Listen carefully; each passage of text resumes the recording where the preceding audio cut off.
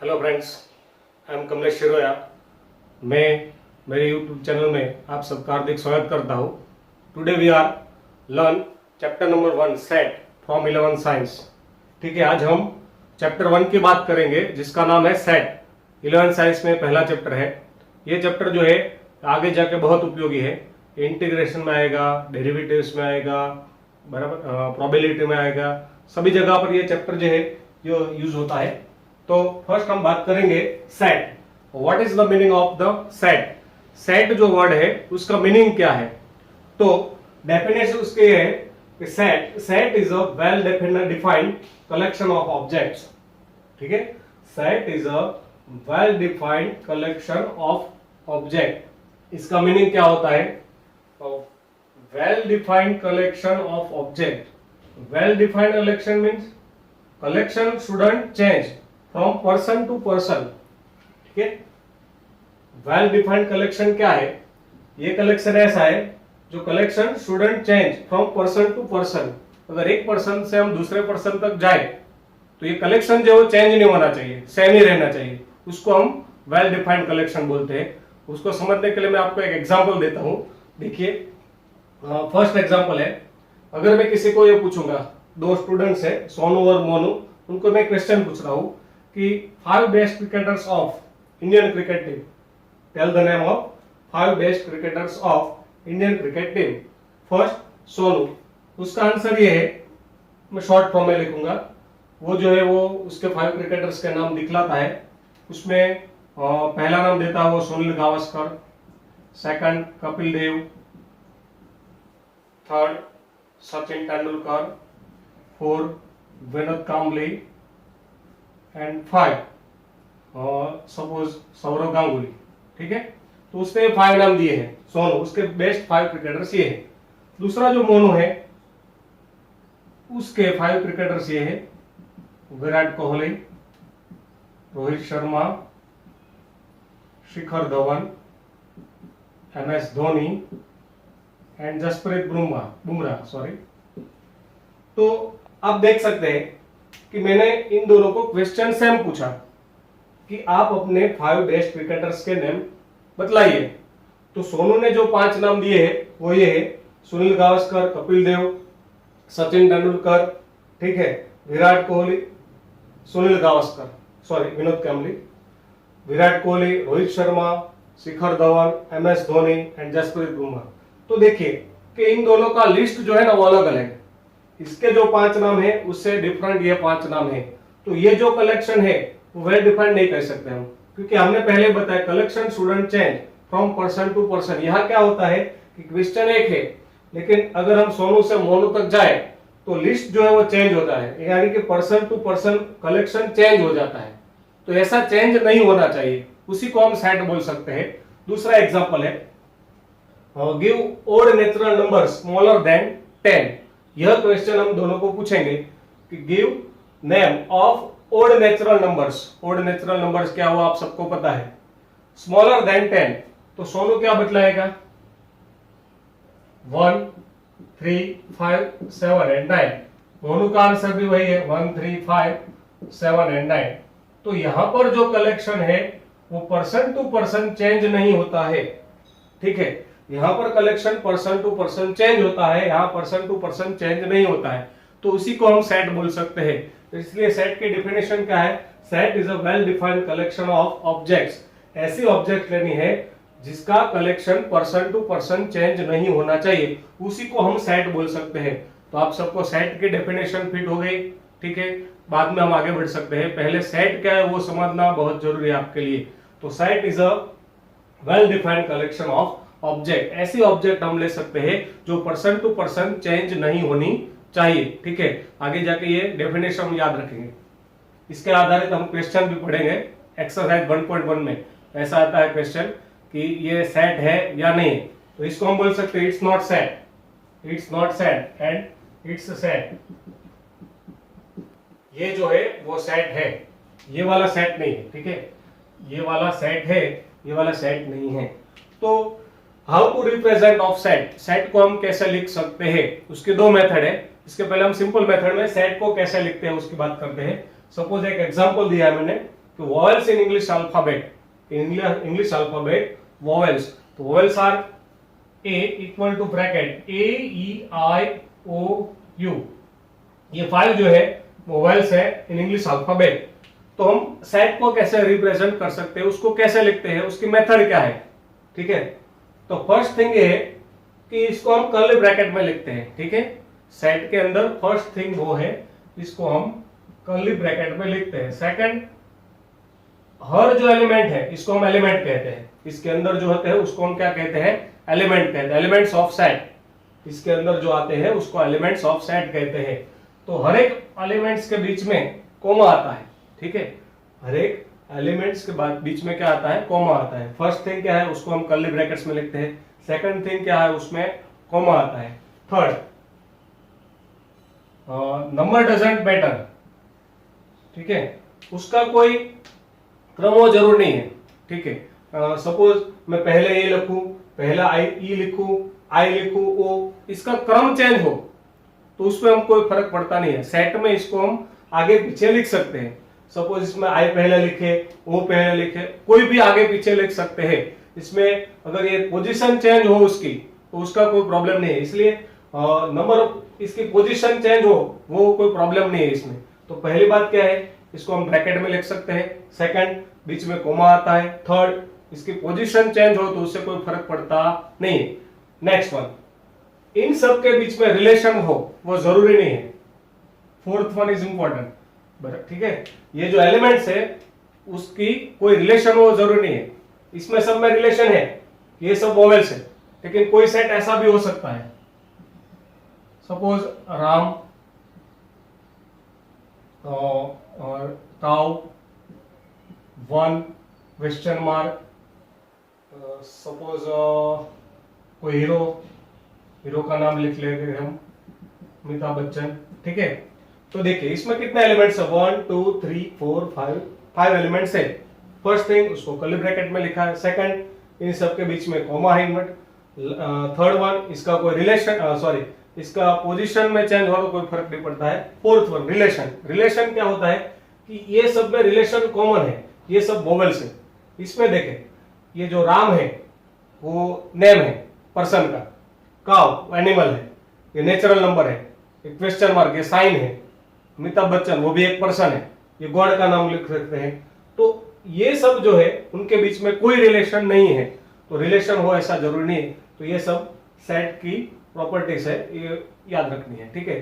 Set को हम दो तरह से लिख सकते हैं, उसके बारे में आगे बात करेंगे। उससे पहले हम जो मैथमेटिकल सेट्स है जिनका यूज बहुत होता है और ये सबके माइंड में क्लियर होना बहुत जरूरी है। ये वैसे तो हम ये स्टैंडर्ड 9th 10th वो सब पढ़ चुके हैं, लेकिन फिर से एक बार उसका क्लियरिफिकेशन करना बहुत जरूरी है। मैथमेटिकल सेट्स जो है उसमें पहला सेट है एन इसको क्या बोलते हैं, set of natural numbers, set of natural number. उसको हम ऐसे लिख सकते हैं, रिप्रेजेंट कर सकते हैं। सबसे स्मॉलेस्ट नेचुरल नंबर कौन सा है, 1, तो 1 2 3 4 अप टू इनफाइनाइट, बहुत आगे तक आ सकता है। तो सबसे छोटा 1 है, 1 2 3 4। नेचुरल नंबर कहां से स्टार्ट होता है, 1 से, तो ये सेट ऑफ नेचुरल नंबर हो गए, ठीक है। इसमें बीच में कोई पॉइंट वाले डेसिमल वाले नहीं आ सकते हैं, सिर्फ 1 2 3 4 ये set of natural number. Second one है set of whole number, W। तो इसमें अगर हम 0 ऐड कर दे, 0 0 1 2 3 अप टू इनफाइनाइट, तो उसको हम बोल सकते हैं सेट ऑफ होल नंबर, ठीक है। सो स्मॉलेस्ट होल नंबर कौन सा है, 0। आगे बात करते हैं, ये मैं आपको और डायग्राम में भी समझा सकता हूं। देखिए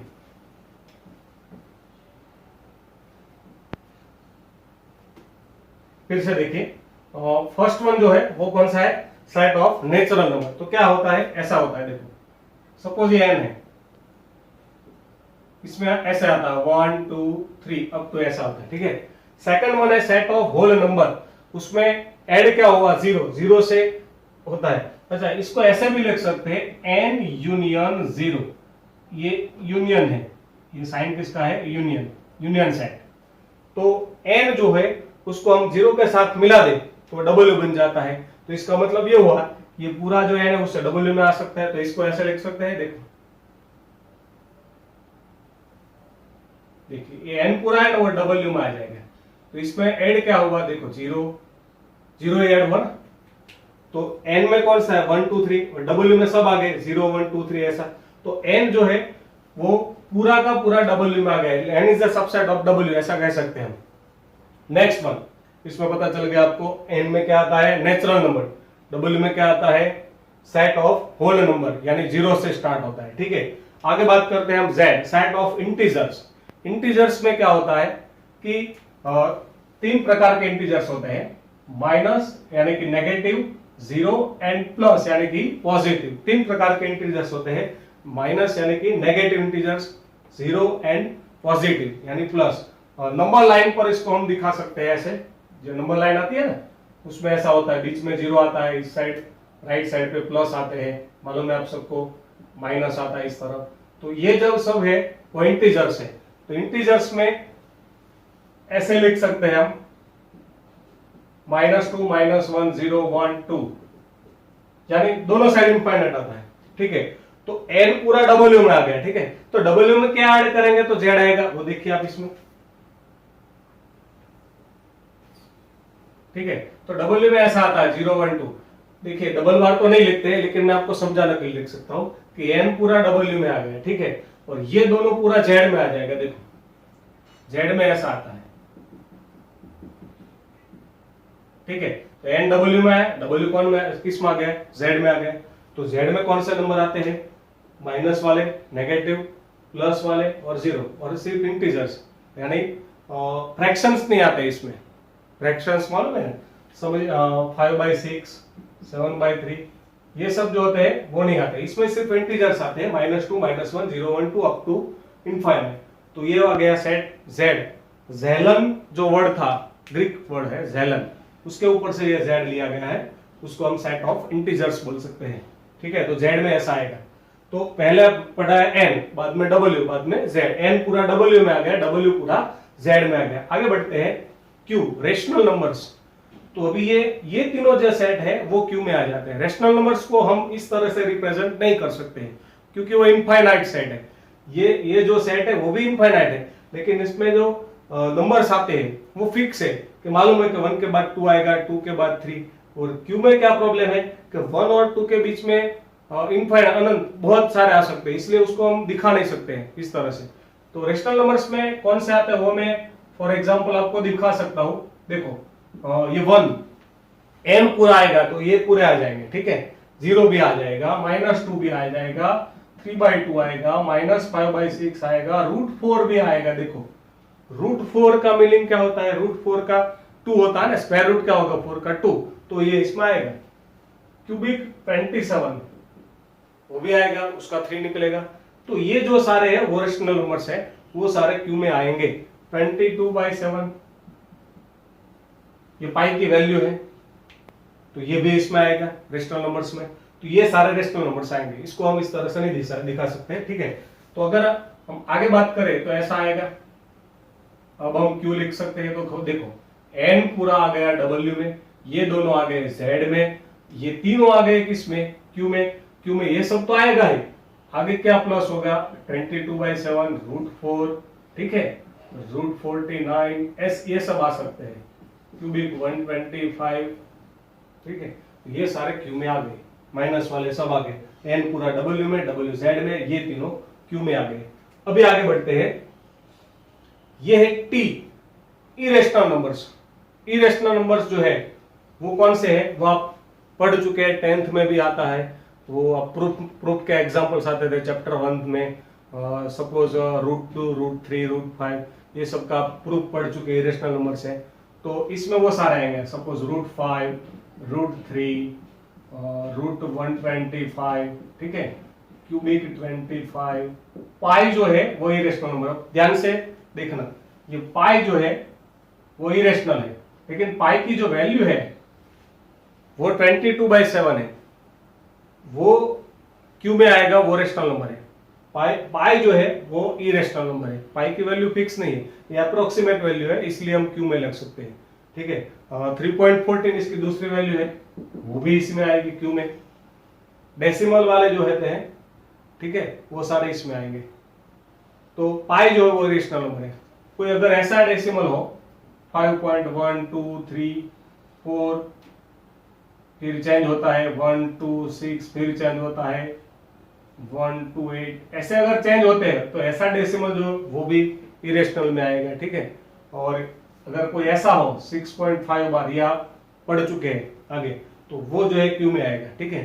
अगर पॉइंट के बाद जो नंबर्स होते हैं वो चेंज होते हैं, उसकी कोई सीरीज, उसकी कोई पैटर्न नहीं होती है, वो सारे इरेशनल नंबर्स आएंगे। अच्छा, अब ऐसे मत बोलना कि ये आई है, ठीक है, क्यू आ गया तो ऐसे मत बोलना ये आर है, सॉरी टी है, वो अलग है, क्यू से डिफरेंट है टी, ठीक है। देखो एन डब्ल्यू में, डब्ल्यू से ये दोनों जेड में, ये तीनों क्यू में, लेकिन टी है ना वो इन सब से डिफरेंट है, ये इसमें नहीं आएगा, इन सब से डिफरेंट टी है, इसमें ये सारे आएंगे √5 √3 √7 √8 पाई, ये सारे इसमें आएंगे, ठीक है।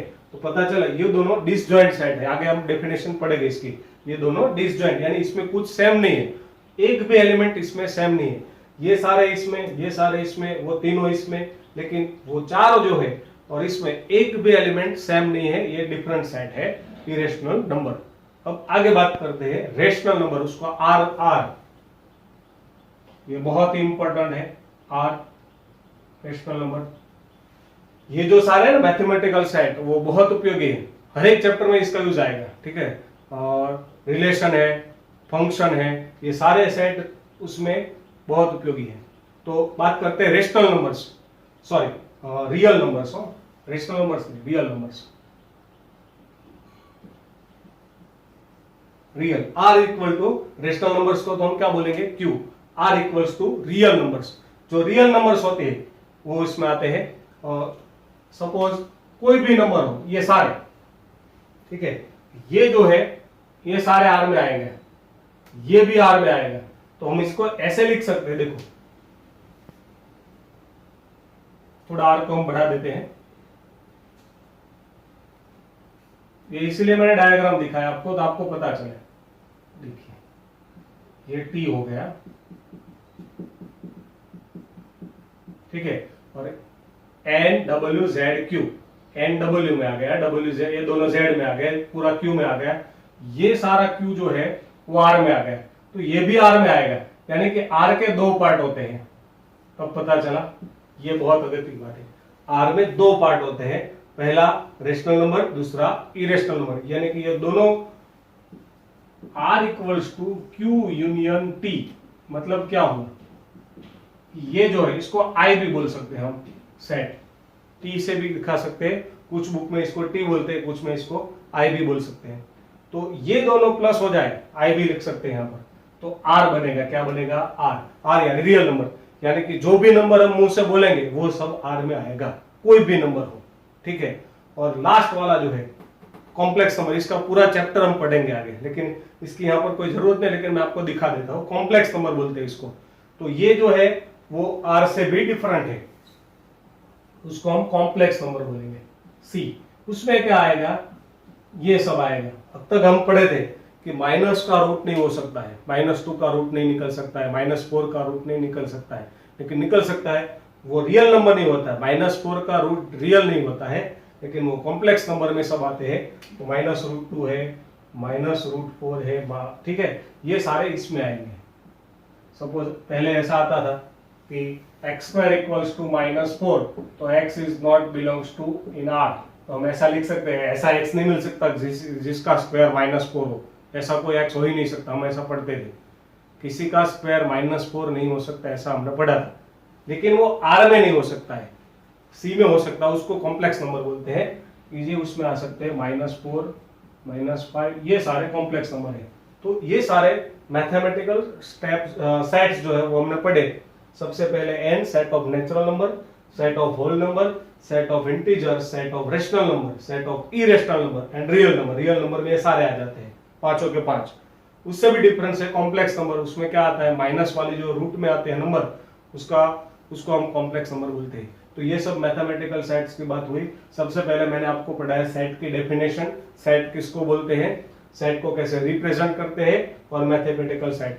आगे हम इसके बाद के लेक्चर में हम सेट के जो रिप्रेजेंट कर सकते हैं दो रीत से, वो मेथड से, वो हम पढ़ेंगे। और सेट के डेफिनेशन के आधारित जो क्वेश्चन है और सेट के जो डिफरेंट सेट्स है, जैसे कि एम्प्टी सेट है, सिंगलटन है, यूनिवर्सल सेट है, डिसजॉइंट सेट है, इक्वल सेट है, वो सभी सेट के बारे में हम आगे के लेक्चर में हम बात करेंगे।